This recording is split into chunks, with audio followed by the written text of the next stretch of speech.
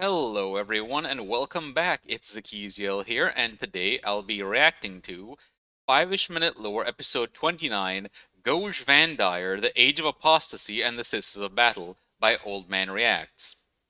As always, I highly recommend that you check out Old Man's channel and subscribe to him if you haven't already. He makes wonderful content, both his 5-minute lore series and his Mistakes of the Emperor series.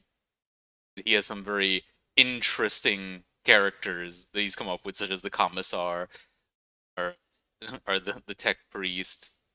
He's the Pharaohs, and also for some reason having Ahriman there.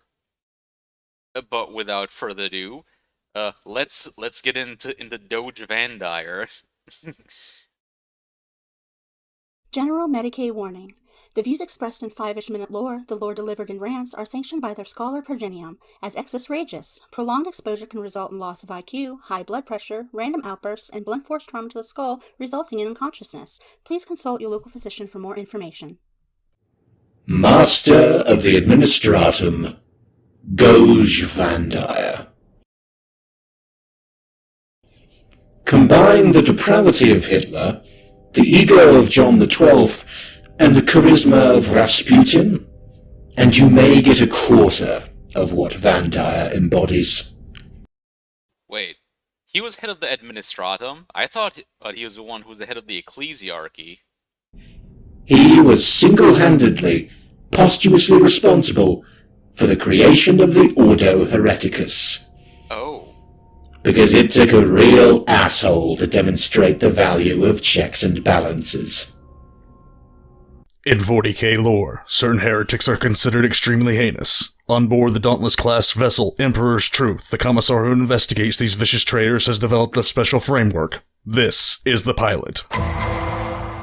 The Imperial cult has gone through a few major reformations, but none so drastic as the one that brought about the rise and fall of Goge Van Dyer. And to understand this colossal example of why you shouldn't cheer on little Timmy when he tortures grasshoppers, we actually have to go back to the events of the Horus Heresy. The Imperium's fascination with and eventual worship of the Emperor goes all the way back to a woman with a camera. Eucrate Kila, one of the first saints of the Imperial Creed, not only was one of the first, if not the first, to actively perform miracles in the Emperor's name. She was also de facto figurehead of a group of people during the Siege of Terra who absolutely fetishized the human skull so much that even Slaanesh began to think it wasn't hot. This group would eventually be known as the Temple of the Savior Emperor. When even Slaanesh thinks you're taking it too far, when they're the Lord of, Dark Prince of Pleasure and Lord of Excess, it's like, well, at that point you know that you've crossed a line. And the skull became its icon, with most of its members running in to fight Kornite berserkers with sackcloths on because, that's totally reasonable. After the Emperor Control-Alt-Deleted Horus and was put on the Golden Throne, the message of hope, love, and brotherhood in the light of the Emperor had a massively better appeal than, we're all screwed, which was the other prevailing thought process. As time began to pass, of course there were other faiths that worshipped the Emperor, but the Temple of the Savior Is that a missionary from the ecclesiarchy? Emperor made sure they saw the error of their ways and kindly absorbed them into their ranks, if they repented of their falsehoods. Unless you lack the awareness of Helen Keller in a sensory deprivation tank, you know exactly what this means. Of course, they completely denied that any of the well-supplied and frenzied mobs that were at the doorsteps of the other faiths in question were sent by them, but if you believe that, there's an email from a Nigerian prince waiting in your inbox.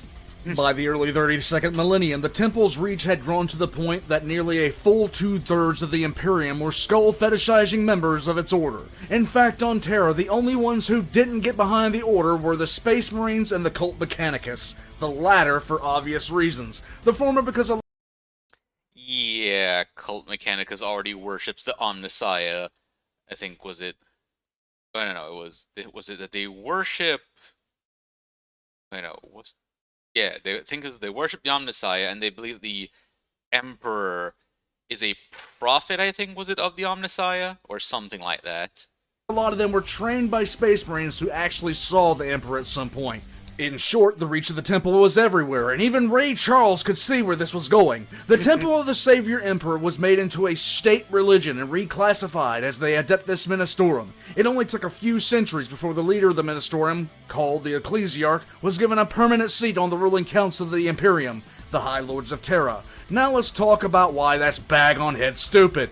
Up until this point, the Temple of the Savior Emperor had been a student driver, forced to keep their hands at 2 and 10, backing off before they went over the speed limit, and generally doing everything they could not to screw up so badly they'd get their worship daddy privileges taken away. You know, there's a reason why it is that there's separation of church and state. One need only look at the Crusades as a good example of why it's a good idea. But the absolute second that the cult became a state religion, that same student driver spun the tires and started blaring the Yang Yang Twins while drinking a fifth of vodka and talking about their dead homie Tupac, then promptly started going 80 through a school zone and leading anyone who tried to turn on the warning lights into a high-speed chase through opposing traffic. In short, now that the cult scriptures had become the literal imperial gospel with the backing of the Adeptus Terra, the Ministorum blitzkrieged from oh holy night to oh holy shit. The Imperium was split into... Basically, they could do, well, almost anything they wanted, by the sounds of it, and anyone who told them otherwise would probably get called a heretic. Regions called dioceses, with cardinals in charge of priests and missionaries inside their zones of control. Then the church started letting everyone know that the emperor needed gas money and rent money, and well, you know, even though the imperial citizens were already being tied by the Imperium itself, you know what, why not a bit of bling for the Golden Throne as well, am I right, you guys? There's an issue, though. You see, the Temple of the Savior Emperor had a massive self-esteem issue, as I've already stated. So basically, another pretty sect was getting attention, and it decided to destroy this rival entirely. This sect was called the Confederation of Light, and they preached poverty and humility. And if you're not blind, deaf, and dumb, it kind of flies in the face of the Emperor needs a brand new bag, bitches! So basically, the death match between Lindsay Lohan and Mean Girls and that cute girl who feeds the homeless at the local soup kitchen began, in which the logical conclusion of the utter beatdown of the Confederation of Light happened with monstrous forces of the Imperial Navy and Imperial Guard, as well as a few 100,000 of Jim's good old boys who just wanted to show up and break furniture. You know, serving the Emperor in righteous conflict and all that. After the guys who were saying the Emperor loves you if you give me fat stacks ran roughshod over the cute girl at the soup kitchen and ran her off, it left the Ministorum completely unchallenged. Now, a few shrines still existed, but for the most part, the Confederation of Light was obliterated. By the time the 33rd millennium rolled around, every single cardinal and every single diocese could go to every single planet of the Imperium and roll into a ridiculously garish temple that would be decked out from floor to ceiling in billions upon billions of Imperial thrones worth of luxury, while conveniently ignoring the starving people outside, because we don't associate with poor people, and the poor people should have given more to the Emperor if they wanted to get richer. Am I right, you guys? In fact, if they weren't using the money to get themselves gold-gilded toilet seats with mother-of-pearl inlay, they were using the money to purify the unclean, aka declaring war against anyone who said the Emperor's favorite color was blue instead of gold. Yep, and of course, assuming that you know, since if I remember correctly, this is like a good portion of where the Sisters of Battle come from eventually. Well, like I know that there are some, some order or something that was separate and got brought in later by Goge Van Dyer, but still, I am expecting plenty of fire, a la the witch burnings. Let's just be clear, these were not crusades, because the crusades had to come from on high from the High Lords, and frankly, even though the Ministorum had a monstrous amount of power, not even they at that point were willing to try and get the Adeptus Terra to start committing holy purges of the unclean that would bathe the entirety of the Imperium in blood. That actually comes later. Going back to the student driver example I used before, the Ministorum as an organization began to binge drink while snorting impressive amounts of cocaine while hiring hookers that would hang out of the passenger window the entire time they were weaving their way through traffic. In other words, they began to directly influence imperial law. Oh Pop no. the cherry on top of this bullshit Sunday, and the ecclesiarch began to claim that this would not only be approved by the emperor, but they could hear the emperor speaking to them. And the emperor wanted one thing above any other thing. So I want everyone to feel the love of God by coming up here and putting $1 in the boxer. You know, really unfortunate that the Emperor did not in fact have a text-to-speech device so that someone could just go up to him, probably from the Adeptus Custodes, and just say, my glorious overlord, the Emperor of mankind. Are you really telling these people, well, that they need gold-plated toilet seats and to purge on clean?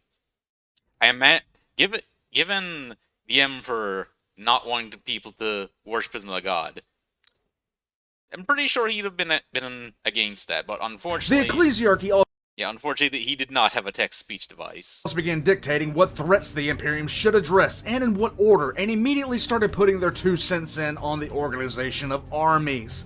As you can imagine, this went over swimmingly with the High Lords, especially with the Cult Mechanicus, which was getting overly suspicious, and the Administratum, which saw the overreach for what it was. Even the Space Marines out by Bob's World were starting to look at their astropaths when they'd receive updates like they were being pranked, and when the Space Marines think you're drinking a little bit too much Kool-Aid, well, there's a problem now, isn't there?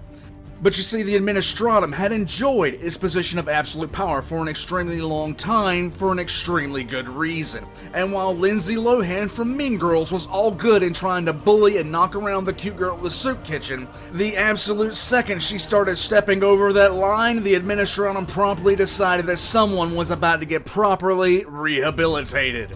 To be a little bit more direct about it, in the mid to late 34th millennium, the Administratum began to slap around the Ministorum in any way it possibly could.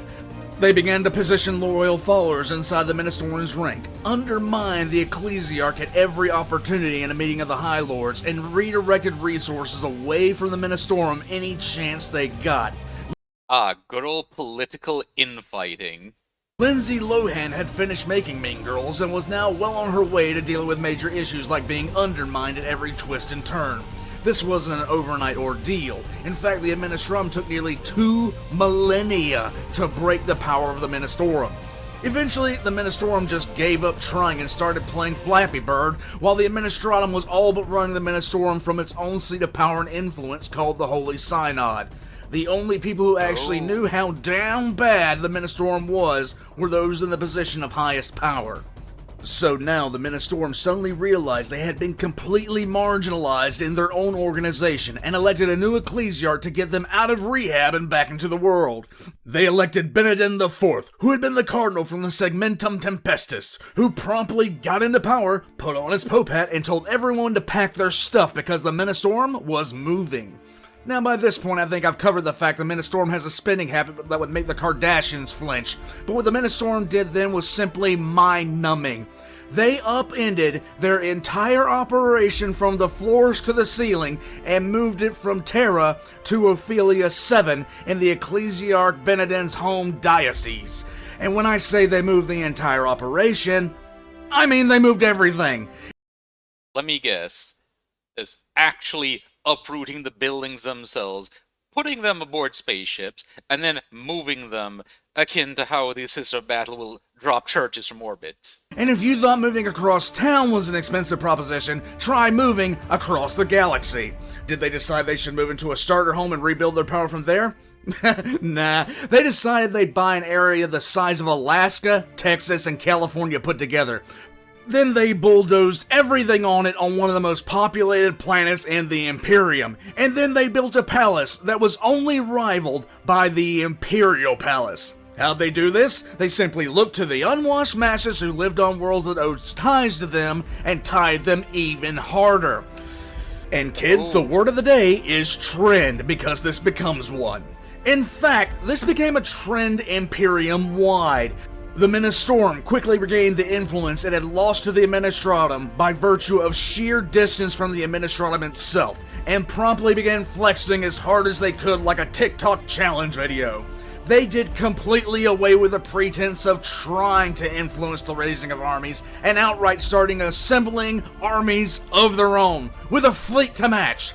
So, The group that became known as the Fraterus Templars had been around for, well, I don't know, since the early days of the Imperium. But now, they were getting decked out just like the Imperial Guard. So, in the span of a...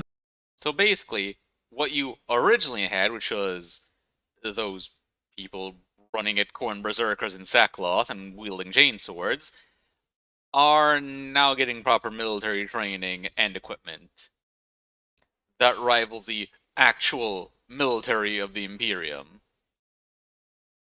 Oh boy. 1,000 years, the Ministorum had moved everything, rebuilt everything, refurbished everything, and were funding an army and a navy, all the while having a lovely competition where the cardinals of the various dioceses were building larger and larger cathedrals and palaces. And all of it was being funded by the poor bastards who lived on their worlds. All the while, they began to slam dance their way through any opposition to their iron-fisted approach to dealing with anyone who disagreed with them on the Emperor's favorite color. Those who lived underneath the cardinals were tied harder and harder, and the population began to seethe and then began to outright rebel. And just like any other good religious organization which suddenly finds itself with a population questioning its motives, they doubled down so brutally hard it was stunning. The Adeptus Assassinorum was unleashed, killing planetary governors and reappropriating their wealth, in the Emperor's name, of course, and then they murdered anyone who objected to that, in the Emperor's name, of course, and then they raised the ties to the planets, yet again, In the Emperor's name, of course, so they could have a statue built in their honor and put in their mile-wide garden they would stroll in, wearing robes that cost more than more planetary populations could afford with a year's wages put together. Anyone who objected to this found out about the Fraterus Templar and how well equipped they were and how managed they were because they were getting deployed and were smacking down entire population centers that objected to the higher ties and the excessive spending. And I just want everyone to remember, we're not at the bottom yet, friendos. We've only just begun. You know, if it weren't for how incredibly slow the bureaucracy of the Imperium is, then I would actually wonder, how did any of this happen without someone stepping in? And by that I mean, this sort of seems like the kind of thing that would raise a lot of suspicion. You know, there's quite a few red flags here. If they're taxing worlds so horrendously badly that these worlds are breaking into rebellion because of it. But then again, this is also the Imperium. You see, the Imperium was having some real problems. Xeno-incursions, rebellions, a series of weak leaders in the Adepta Terra, and a series of warp storms was beginning to bleed the Imperium. But the Administratum and the ecclesiarchy were still in the middle of their hate-monger of each other. Oh, so it was just a case of the Imperium was too busy dealing with all the threats outside, as well as having ineffective leaders that just kind of let this happen then. Too hard to seemingly care what was happening in the wider Imperium. Just like that, orc warbands are everywhere, Katie is fighting off constant chaos incursions, and even rival cults popped up in the worship of the Emperor. This is just a drop in the bucket, and it's all because the Administratum and Ministorum couldn't stop their slap fight. Ow! Stop it! Kyle, that's too hard! It was in the middle of this intergalactic argument that the Ministorum decided they were moving back to Terra, only 300 years after they had left the capital of humanity in the first place. They took literally everything with them, and now they were going back. Who paid for this? Oh, just the people who are currently having their teeth kicked in by the Fraterus Templar, of course. No problem with that whatsoever. I'm sure they're gonna be... They rebelled again. Once again, the Fraterus Templar were sent to layeth the smacketh down, and they did so with gusto. Now, we're near the end of the 35th millennium, and everyone who worshipped the Emperor, which was really everyone, started noticing the signs that Daddy was indeed quite pissed off. Entire population centers devolved into killing and self-flagellation to try to stem off the anger of Daddy. In fact, entire families were being murdered for stepping outside the line. Population centers were either being murdered or enslaved, and other less savory options, because someone suspected they thought the Emperor's favorite color was blue again. I used the color thing, and it's not a gag, it's not a joke. Any petty difference during this time that separated a person from the locked-in gospel of the Ministorum would have them marked, rounded up, and soundly informed of Daddy's issues with them continuing to live. And it's during this backwash of complete excess and absolute insanity, with the entire galaxy preparing to roll up and die, and every facet of Imperial society on the verge of rebelling or already rebelling, we get to the subject of today's Voxcast. You know, I kind of love how accurate this sort of thing actually is to some of the infighting that has happened among different religious groups in the real world, where minor differences in gospel between sects has resulted in what are, well, in, you know, purges and whatnot. Goge Van Dyer. Sister Everleigh, what are you... Oh no. Whoa. I'll take it from here. No need for notes. See yourself out. Shotgun was not necessary. Ferret Hospitaller. The pus-stained pestilence, which bears the name of Goge Van Dyer, was a walking abomination. Prior to him becoming the 361st High Lord of the Administratum, he did everything possible to make sure the least powerful ecclesiarch in history was put in charge of the Ministorum. And as was typical with him before he became the High Lord, the method he used ranged from blackmail to just flat-out murdering people who threatened his bloated rise to power. The second he had murdered and manipulated his way into the High Lord's chair, he walked right into the ecclesiarchal palace with a group of Imperial Guard and shot the new ecclesiarch before declaring himself the new head of the church. Now I can guess it seems strange that no one recognized that Lord Farquaad was in the middle of setting himself up as the most powerful man since the Emperor himself. Just remember, the entire galaxy was coming apart, but everyone was still embroiled in a stupid slap fight over who was in charge. It only made sense Sergeant Shameless would be able to get himself elected if he used the right amount of threats and knife work on the right people. So no shit, there we were. An Imperium on the verge of crashing and burning with a man in charge who had the moral center that ranged between coked up hooker and Florida man on bath salts. Jean-Claude Van Dyer began promptly murdering anyone who questioned him, and even those he assumed might. He promptly had nearly the entire leadership structure of the Ministorum executed, and the Ministorum cardinals who tried to run got swallowed by a warp storm. Looky there! The Dark Lord of the Sick had executed Order 66 and was now in charge of the entirety of the Ministratum and the Ministorum. Were they actually swallowed by a warp storm, or was it just that the official reason for them disappearing was got swallowed by a warp storm? Because if that's just the official reason, then I'd imagine they probably got their ship blown up in an ambush or something.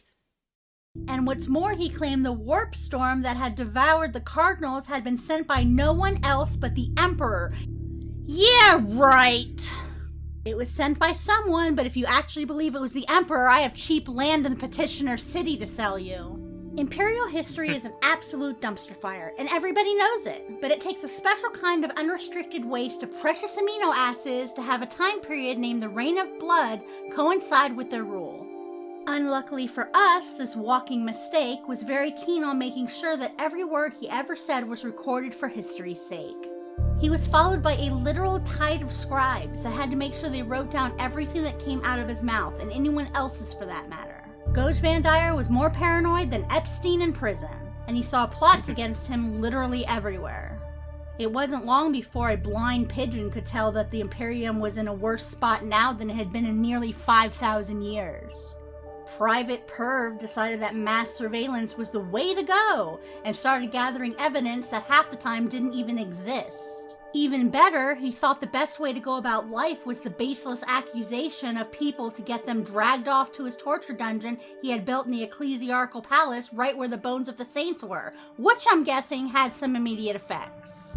Oh yeah, and he started doing this thing where he'd stop walking and then fall over and he'd flop like a turd on the ground before getting up, claiming he had talked to the emperor, but apparently whoever was actually talking to him would give him great suggestions like, oh, I don't know, let me list a few. He ordered the virus bombing of Ophelia VII for absolutely no reason. Not many people died, only a double-digit number with the word billion behind it. Oh, here's a good one. He sent the Imperial Guard to attack an agri-world and enslaved every female under the age of 12. Imagine being a loyal guardsman and being forced to do that. Ooh, how about the time he woke up from talking to whatever was in his head and decided to melt the ice caps on a planet called Johanna and drown 4 billion people? You know, him flopping on the ground sounds like he was having seizures, but I'm not sure whether this guy was insane or whether the voice in his head was actually just Zinch. Because this sounds like the kind of thing Zinch would do, that Zinch would do just for funsies. Why'd he do that? What would you do for a Klondike bar? Just remember, he did what he did in those examples for no reason at all. Zero. What he did to his imaginary enemies was worse, and his actual enemies? Well, let's just put it like this. You'd happily opt for cock and ball torture. Captain Corruption made sure... You know, also, torture is one of those things that, by the way, it is, on one hand, great for getting people to plead guilty to things, but not only great for getting information out of people that is actually correct, because in quite a few cases they'll say whatever they think you want to hear just to make it stop. Every order was recorded by the scribes, and he ordered the deaths of billions and ordered reforms for the Guard and Navy. Because of Van Dyer, it became perfectly acceptable in the Imperial Navy to literally shank your way to the top, using murder as a promotional tool. Oh, this is sounding a lot like the Empire from Star Wars, and how Sidious put, like, essentially enacted the Sith power structure into the Empire, causing everyone to essentially try to backstab their way up the ranks. Which, if I remember correctly, also resulting quite a few incompetent officers getting positions just because they were better at murdering their competitors and at blackmail than actually doing their jobs. All the while, he would make these grand speeches about the state of the Imperium and demanding justice for all the wrongs committed. At this point, the Imperium was well and truly doing its best impression of a piece of driftwood, because to be anything else in this particular river of insanity invited the extermination of your planet. Go with the flow, baby! All the while, the Imperium became more and more of a modern art masterpiece. Then one So an incomprehensible mess. day, a spy told Van Dyer about a sect of Emperor worshippers that didn't toe the line on a planet called San Leor. Everyone expected the typical response, which at this point was the extermination of the planet. But instead, Van Dyer decided to go to the planet and have a look for himself. Oh, this was... Yeah, this is the planet I was thinking of where it was he meets what would end up becoming the Sisters of Battle. Mainly it was due to the people telling him what was going on there. This sect of Emperor worshippers just happened to be what would become my order, the Adepta Sororitas. Back then, we were known as the Daughters of the Emperor, and the Daughters were an all-female group who sought to worship the Emperor through inner purity. What she means is burning people alive, hitting them with blunt objects, and stabbing them repeatedly to purge the unclean. Commissar?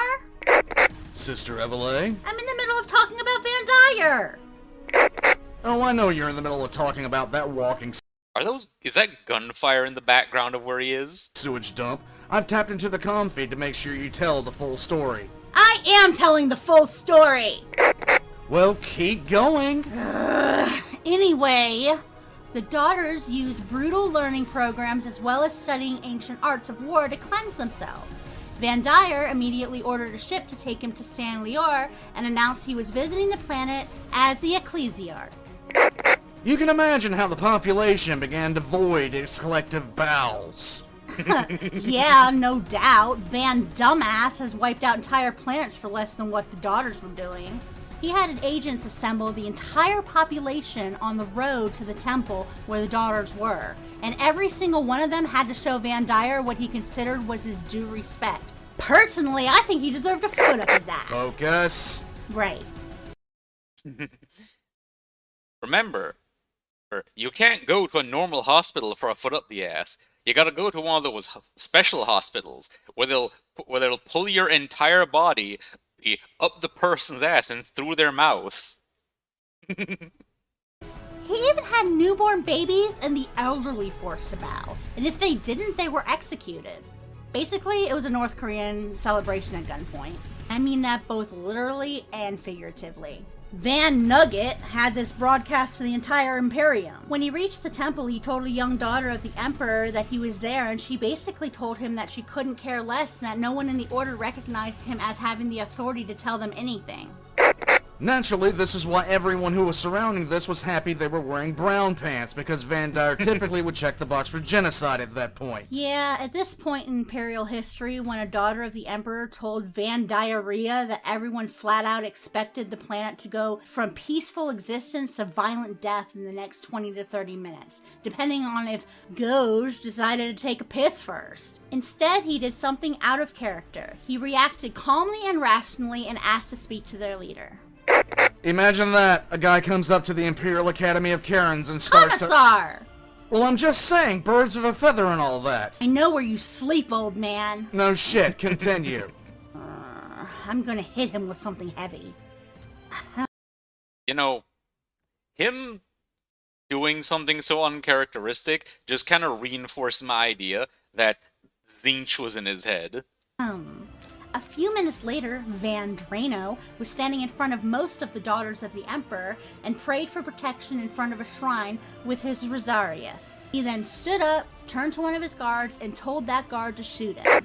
Brown pants, again. After a bit of haggling and one of the most unsubtle threats imaginable to someone who knew that Van Doughboy could and would do, the guard pulled his pistol and shot him. There was a flash of light, and when everyone could see again, Goge was standing in the middle of the chamber without a scratch. Everyone there instantly started bowing and scraping. Yeah... You see, no one in that chamber knew what a Rosarius was, and how it holds a conversion field generator. Essentially, Van Dyer had a force field that no one really knew about. Now, what would have been funny is if someone had decided they wanted further proof and unloaded a bolter magazine into him. Well, it worked. The daughters of the Emperor were convinced. He rounded them up after taking oaths of fealty from them and took them back to Terra. He began recruiting a lot more of them, too, and putting them through even more insane amounts of training. He then decided they needed a name change, and started calling them the Brides of the Emperor. I've watched enough Tal propaganda to see where this is going. And you'll answer for that later. It's for educational purposes. Move on. I am, damn it! They became his bodyguards. You know, speaking of Tau propaganda, that does remind me actually of a short story that I think Baldermort did once. And I won't get into it because that'd be on a tangent. But long story short, a guardsman who has never experienced clean air or seen a tree in his entire life sees one after defecting to the Tau. And closest companions. Goge Van Dumbass had the brides trained extensively by the best tutors he could get his hands on, and got them decked out in the absolute best arms and armor he could get his hands on. And considering he was the most powerful man in the Imperium, he could get his hands on quite a lot. Speaking of which... Not another word. I'm just saying. Commissar? Fine. Shutting up. I'm not saying anything! Keep going! I promise I won't say anything. Good. I promise I won't talk about what a guy surrounded by a bunch of young, physically fit, toned, and eager to please women would do when they would do literally anything to make him happy. Thank you. I mean, we are just talking about Van Dyer here, not how he turned the organization that would become the Sisters into his own private harem of massively devoted waifus. Right. Lots of sex. Something you're not going to be getting much of if you keep this up. What? I said I wasn't gonna talk about it. In any case, the brides were a solid investment, and they took protecting Van Dildo to a whole new level no one had ever seen before. They were his nurses and food tasters. They'd sing for him and entertain him and read poetry. Ride him like a Clydesdale. Commissar! And they kill for him. You know, actually, this explains actually more now why he behaved so uncharacteristically. He wanted his own personal harem. Or maybe it was just Slaanesh speaking to his head, who knows? A lot. In fact, a few members of the Holy Synod tried to have him killed, but the brides went into the chamber and locked the door. They killed every cardinal there and came out carrying their heads, just to be sure. The church carried out pogrom after pogrom, and even though Van Doofy kept building the cathedrals and spires on other planets, the Imperial Palace on Terra started to turn into a ruin. Property value plummeted because the dust was almost knee-high in places, and that's not a joke. In fact, the entire place turned into a near rat, with grime covering almost every surface so much even the windows were coated. Van Dyer wanted it this way, because the longer he lived, the more he seemed to get scared of clean places and light in general. Basically, to anybody who actually knew better and wasn't drinking the Kool-Aid, Goge Van Dyer was not talking to and had never been talking to the Emperor at all. The brides kept Van Dyer pumped up on drugs to keep him alive, but not even that could keep away his nightmare. If you wanted to make him piss himself, the best way to do it was apparently a glow stick, because he was so scared of light at that point, it bordered on absolute paranoia. Entire segments of the Imperial Palace were lit only by a single candle. You should probably introduce Sebastian Thor at this point. Was getting to that. One day, while Van Dyer was doing his best impersonation of a goldfish on land, a messenger came to the palace to report about the planet Dimimar. Van Dribble's screams of abject nerd rage echoed in the halls. Remember the Confederation of Light? Well, a figurehead came to the organization by the name of Sebastian Thor. In fact, the rites and rituals of the Confederation of Light were being reinstated through the entire diocese, spearheaded by Dimimar, a planet that promptly declared Van Depression a traitor. Within 3 months, over Something that honestly should have happened a lot sooner. 80 systems had declared loyalty to the Confederation of Light, and only thing stopping them was a bunch of guns and ships that everyone knew wouldn't hesitate to shoot. Van Dyer's response was, typical. Van Dipshit ordered a massive fleet of Fataris Templar to go and deal with the planet. And by deal with it, I mean kill everything on it, repopulate it, and then kill it again. Just as the fleet made it through its first jumps, it landed in the Clack system. At that point, as if he didn't know it already, Van Dyer discovered that he had well and truly pissed off the Emperor. A huge warp storm surged up and promptly removed a solid chunk of the Fataris Templar off the active duty roster and slotted them into the column titled Demon Food. This warp storm was called the Storm of the Emperor's Wrath. Makes you feel a little bit tingly, doesn't it? Yep. Cardinal Palaces in the entirety of the Segmentum Obscurus were the first to realize that the entire Segmentum was rebelling when mobs of converts tore through. Sebastian Thor's name kept being brought up, and legitimately everyone was trying to figure out who he was. The High Lords dispatched teams to gather intelligence, and when they got the reports back, they were stunned, floored, shell-shocked, taken aback, startled, amazed, in awe, impressed to silence, thunderstruck, confounded, shooken up, overwhelmed, rendered speechless. He wasn't a shithead in any way. And in this universe, that's a miracle of the Emperor. Thor was born in a habitat in the Scala So a person who is very competent and was an introvert, bothering no one, when suddenly it appeared he was having dreams of the Emperor. He publicly denounced the ecclesiarchy and began preaching, bringing thousands, then millions, then after a conversation with the planetary governor, billions. Van Dyer couldn't even place spies in the group because they'd be found out almost instantly. No one could figure out how he was doing it. Even the warp itself was parting for him as he started heading to Terra. Thor was being hailed as a godlike being, and diocese after diocese swore loyalty to the new sect of religion that Thor was bringing with him.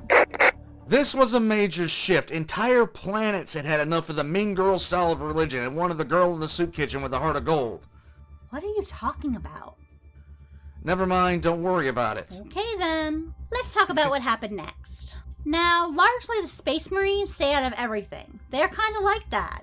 They just try their best to stay out of politics and above it all. It's rare if a Space Marine can even be caught caring about politics in the slightest. The Mechanikists themselves, they have their own way of doing things, and they could also not care that much about what happens on worlds that aren't theirs. Even still, Space Marine chapters looked at what was happening. Here's a recording from one conversation that got overheard. Oh boy. I love killing orcs. Oh, nothing beats killing Eldar. That Sebastian Thor fellow seems like a pretty swell guy. Think he eats pineapple on his pizza? Even the Mechanicus was messaging the High Lord. Explain this bullshit! Now let's do a quick recap. Van Dramamine had successfully created a rebellion, brought the Imperial Palace to ruin, killed more loyal Imperials than Abaddon has in 10,000 years, and nearly brought the Imperium itself to its knees. Due to him and You know, the Imperium actually seems a lot better at doing that than its enemies are, to be honest. an entire quarter of the galaxy was in revolt, and taking advantage of this bunch of Xeno species had kicked off invasions in all corners of the galaxy. What could he possibly do to make this worse? Well, I'll tell you.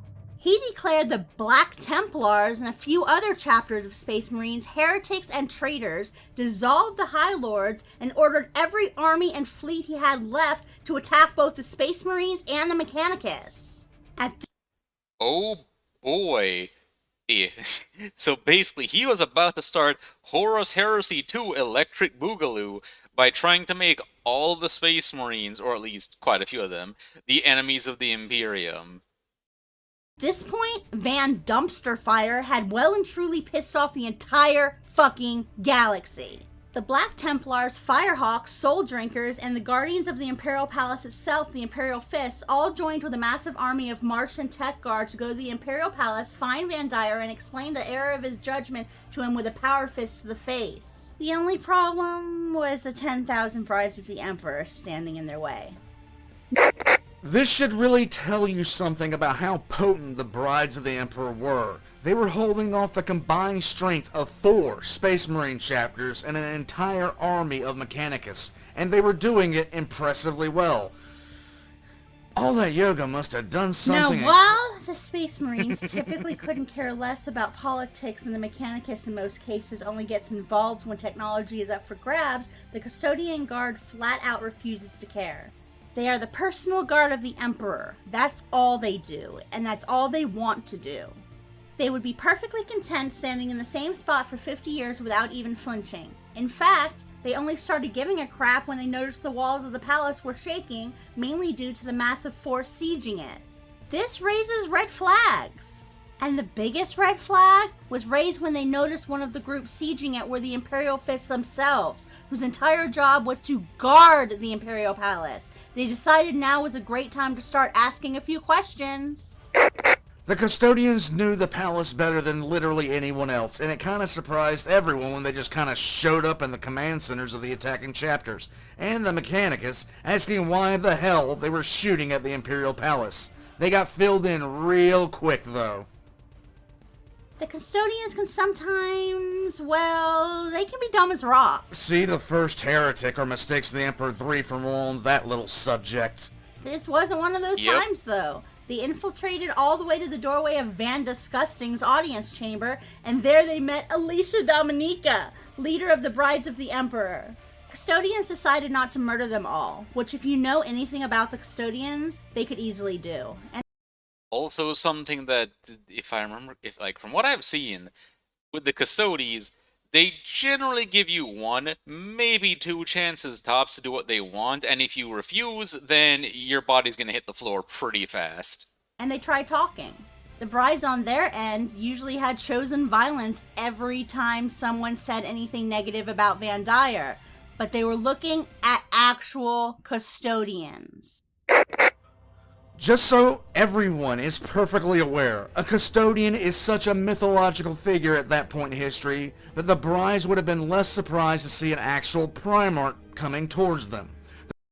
Yep, because it's given the whole thing where, the aforementioned custodians don't really care about anything that's going on unless it interferes with them guarding the Emperor, then yeah, I also kind of assume that most people just never see them in their entire lives, and if they do see them, they probably don't even know it's a custodian, because the only custodians actually that if I remember correctly, that really went anywhere in the time between when the Emperor was, put on the Golden Throne, and when Gilliman gets up out of stasis and has the custodians actually start doing things again.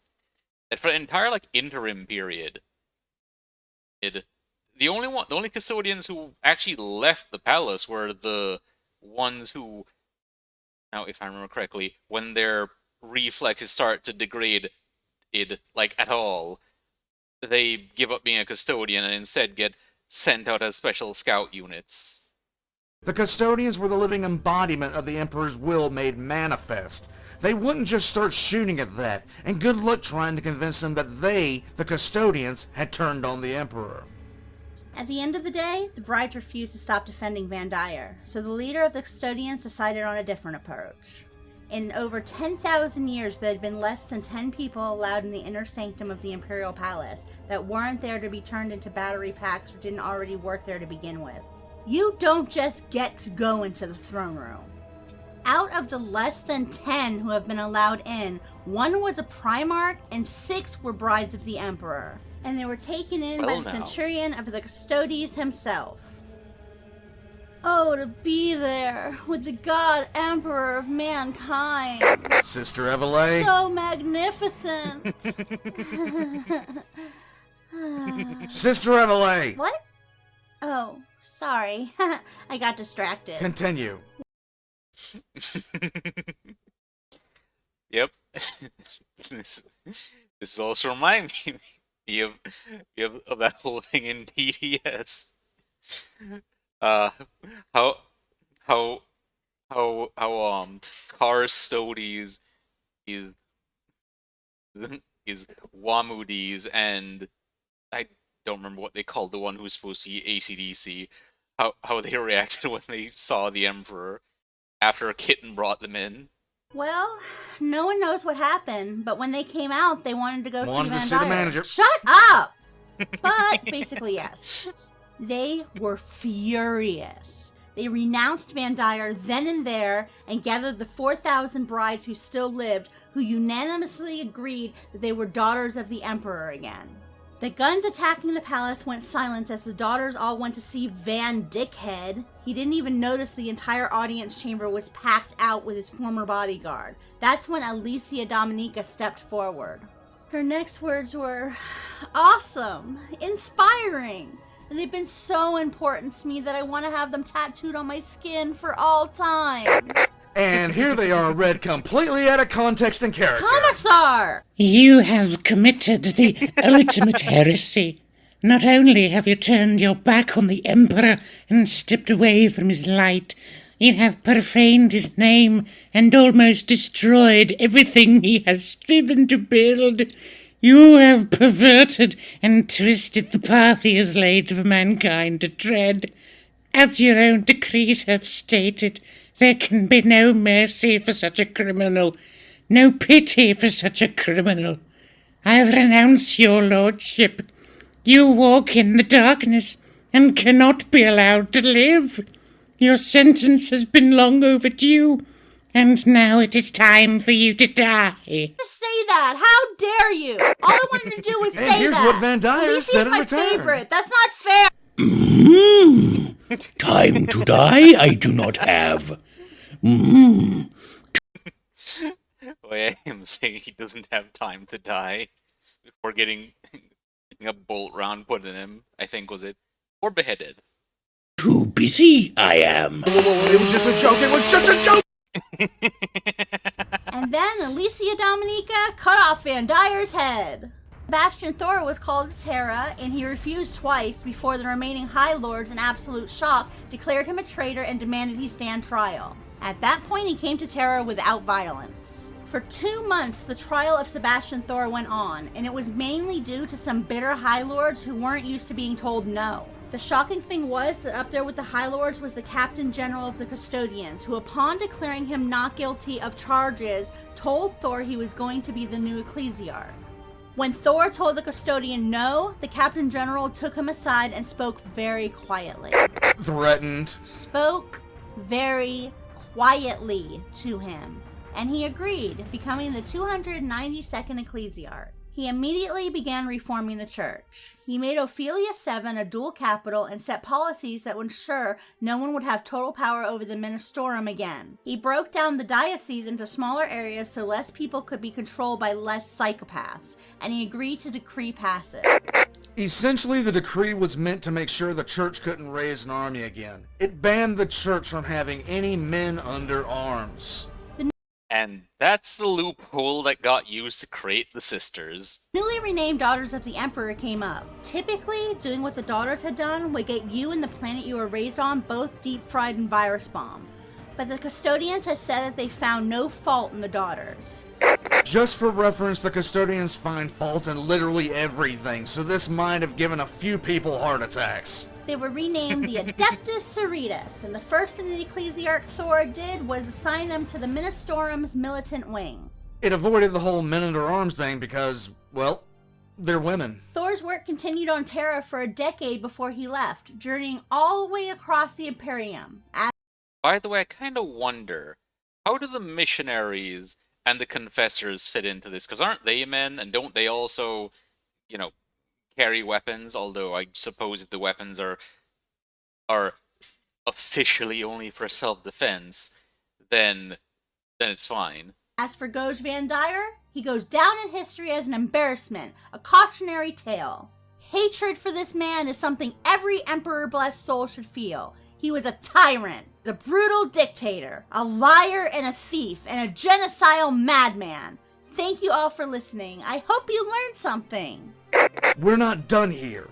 I haven't mentioned the reason I hate Van Dyer the most. Well, I mean, there are a lot of reasons. All his killing, his brutal nature, the way He's the reason the fucking towel still exists! What? Oh, yeah. You know how he started all this shit, and when he started it? Well, guess what was happening about the same time? What are you talking about? We found a stupid desert planet with a bunch of idiot Xenos beating each other over the head with rocks and actually being interesting instead of walking around looking at each other with their stupid bovine eyes and chanting, "The greater good." The greater good. Shut it! If it hadn't been for Van Dyer and the backlash of him being an absolute turd, the report made on the towel might have not been tossed into a file and left to rot for nearly 5,000 years. And instead of dealing with the towel, now we'd have just tossed a virus bomb at them then and wiped them out. But no, thanks Van Dyer, you shitbird, for making sure I have to deal with these morons saying the greater good and acting like some holier-than-thou towel sympathizers. That's why we can't have nice things, because morons like Van Dyer come up and no one puts a bolt round through their head.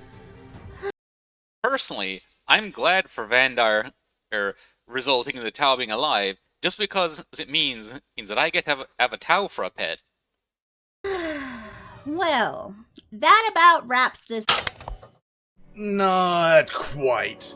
While I'm happy to get my obligatory hatred of the Tau out of the way, there's yet another thing that Van Dyer caused. You see, there's quite a few organizations that exist in the Imperium, and there's one I'd be loath not to speak of right now. Because frankly, after Van Dyer, there were a lot of glances being thrown at a shadowy corner of the Imperium. At this point, the Inquisition was still very shrouded in its secret, but just like today, they were a secret that most people knew, but no one really wanted to talk about. Well, it's time to talk about them. From the founding of the Imperium all the way to the end of the Age of Apostasy, which was the name given to the time before Van Dyer's rule and during it, there were only two main branches of the Emperor's Inquisition. Those two branches being the Ordo Xenos, whose name makes what their focus is painfully obvious, and the Ordo Malleus, who specialize entirely in dealing with the ever-present threat of chaos. Both of these organizations are focused on threats outside of the Imperium, and neither were equipped to stop or in any way even investigate Van Dyer. And even if they had the ability, they lacked the authorization. Well, considering the nightmare that just happened, and the fact that everyone was sitting around wondering how Van Dyer hadn't been stopped cold before he even rose, when the leaders of the Inquisition cleared their throats, everyone was willing to listen. It didn't take long for the Inquisition to make its argument, and the Inquisition soon had a brand new order. If nothing else I or the Hospitaller have said can convince you of how much of an absolute horror Van Dyer was for the Imperium, take this into consideration. From the earliest age of the Imperium and before that until today and forevermore, one thing about the nobility is clear. Nobility hates checks on its own power, and that's apparent to anyone that has a pulse. In fact, most times throughout history, if a noble ever put a check on his or her own power, it was because someone was about to put a check on their life. Any noble family in 40k would be absolutely thrilled to just simply wipe out entire population centers if it interfered in the slightest with their ability to be an absolute shitty person. And to be completely honest, 40k nobility is so unrelentingly self-centered it would put the worst monarchs in history to legitimate shame. What Van Dyer did and what he represented scared these nobles so badly that they just didn't put someone in place that could slap them on the wrist and tell them to stop. Oh no. What Van Dyer did and what he represented scared the nobility of 40k so completely that they gave power to an organization that would from that point forward have every right to kill them in front of their family on Sanguinala. Van Dyer scared them so badly that they legitimately took the Inquisition and turned it into the most terrifying secret police organization in any medium ever. They created the Ordo Hereticus. While the Ordo Xenos and Ordo Malleus look for threats from outside the Imperium, the Ordo Hereticus looks for threats on the inside. And while a pissed-off Space Marine will lead to an increase in the weight of your pants, nothing will give you more cause to be abjectly terrified than the arrival of a member of the Ordo Hereticus. Van Dyer was such an abject dumpster fire, the apparatus of the Inquisition was given even more broad-sweeping and authoritarian powers than it ever had before, and luckily for mankind as a whole, they're extremely good at their job. Unluckily for some innocent civilians on the way, though. Van Dyer's rise to power made it perfectly clear that there was a group that needed to watch over and police the inner workings of the Imperium itself. The Ordo Hereticus was tailor-made to fill this gap, and with the primary focus being the hunting and killing of rogue psychers, heretics, and mutants, and they do it with gusto. When it comes to the Ordo Hereticus, it doesn't matter how rich, powerful, or connected someone is. If a member of the Ordo Hereticus shows up, the chances that someone is going to wind up deep-fried or missing large sections of their body due to mass reactive removal shoots up into ranges that would make a Kriegsman flinch. No one is safe. Anyone can be questioned, and more importantly, innocence proves nothing. Also, as a little thing regarding the innocence proves nothing, while it may on the outside seem horrendous, and it is in some ways, people should also remember that you got threats like the Alpha Legion going around, where you got people who don't even know that there's what's going on because they're indoctrinated sleeper agents, who a key phrase will just set them off. And interrogate them as much as you like, because they don't know about this. It's buried in their head somewhere. Or chances are, no amount of interrogation or torture is going to get them to actually even admit anything resembling them being a sleeper agent. Goes without saying that this new branch was going to piss a lot of people off. To say they would just show up and slam their dick on the table and dare anyone to say anything is, well, an understatement. So in order to facilitate the new order's downright impressive ability to terrify and piss off the absolute hell out of everyone without even the faintest possibility of worrying about reprisal, they needed a heavy hand that would come in and quote-unquote burn the heretics. And if there were two organizations made for each other, it was the Adepta Sororitas and the Ordo Hereticus. I mean, it really is a match made in heaven. The Order Hereticus wants to purge the heretics. The Sisters want to purge the heretics. The Order Hereticus is absolutely committed to ensuring that no one like Van Dyer rises to power again. The Sisters are beyond committed to the same thing. They both believe that fire is an excellent way of dealing with any problem as long as the fire is holy. And they have a downright obsession with purity. Hell, you couldn't ask for two organizations to be that more perfectly aligned if you tried. It made perfect sense that the newly formed Ordo would be able to call on the Sororitas as their military arm, when the pimp smacking of some heretics was called for. Just so the relationship is perfectly clear. The Sisters serve as the military wing of the ecclesiarchy, but also serve as the chamber militant of the Order Hereticus. To summarize how that relationship works at the end of the day, it works kinda like this. If someone from the Order Hereticus walks into a chapel and tells a Sister of Battle to turn her flamethrower on a cardinal next to her, she's going to do it without question. So, let's now sum up things nice and tight. Van Dyer was such an unrelentingly horrible crapshoot of genetics that he single-handedly almost brought the Imperium to a civil war the scale of which hadn't been seen since the Horus Heresy. He killed more people than Fabledon the Harmless had even dreamed of in a fraction of the time. He caused nearly irreparable damage to the institutions of the Imperium to the point where it almost fractured completely from within. He did almost as much damage to the Imperial Palace out of pure neglect as Horus himself had done trying to take it during the Siege of Terra when he was attempting to murder the Emperor. You know, that is impressive. Him managing to actually be that insane and incompetent, yet rule for as long as he did. All the while he did this, he left the Imperium wide open to attacks from all comers. To top it all off, he was such a garbage heap of a human being that after it was all said and done, literally everyone in power was so nervous about someone else like Van Dyer coming to power that they willingly formed an organization that would have the primary purpose of murdering them if they stepped out of line. This is why Van Dyer is known to many fans of 40k, because in the grim darkness of the far future, in the horror that is the Imperium, you can't just be a turd and become known for it. You'll have to literally go so far above and beyond the realms of general assholish behavior that you have to quite literally break new grounds of shit. That is Goge Van Dyer's legacy. Also, like, regarding Goge Van Dyer, it's like, yeah, there's a lot of people in the Imperium that are pieces of shit. So yeah, for someone to be known for specifically being a piece of shit, you gotta really stand out from the other piece of shit that exists. But that was a fun watch, and I hope you guys enjoyed watching with me. And if you did, I'd appreciate if you like, comment, and subscribe. If it really helps. And Like and subscribe, and we'll see you guys next time. I got to say the line. yeah, and don't forget to check out Old Man Reacts if you aren't doing that already. But that's all for now. I wish you all a wonderful day. Until next time.